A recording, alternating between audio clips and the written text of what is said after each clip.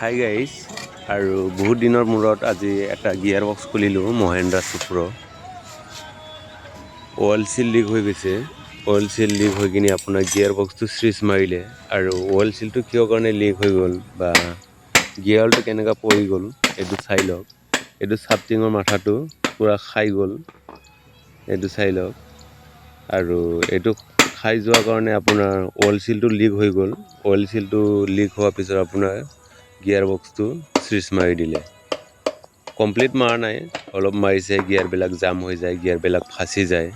এইটো কাৰণে আপোনালোকে যদি গিয়াৰ অইল যদি ক'ৰবাত পৰা দেখা পায়, ক'ৰবাত লিকেজ দেখা পায়, তেতিয়াহ'লে আপোনালোকে অইল চিলটো পটককৈ চেঞ্জ কৰি ল'লে হ'ল। নহ'লে গিয়াৰ বক্সটো চুইচ মাৰা চান্স থাকে, এইটো কাৰণে পটককৈ লগাই ল'বি। আৰু এইকেইদিন কিয় কাৰণে ভিডিঅ' বনাব পৰা নাছিলোঁ, আপোনালোকে জানে জুবিন দা মৰিছে, এইটো কাৰণে দোকানো 4 দিন বন্ধ থাকিলে। এইটো কাৰণে গাড়ী কাম কৰা ভিডিঅ' দিব পৰা নাছিলোঁ। এইটোৱে আপোনাৰ গিয়াৰ বক্স, এইটো চাই লওক। ফ্ৰকটো মাজত থাকিব লাগে, পূৰা ছাইডত গ'ল, আউট হৈ গ'ল। ইমানেই আছিলে ভিডিঅ'টো, ইমানতে সমাপ্ত কৰিলোঁ।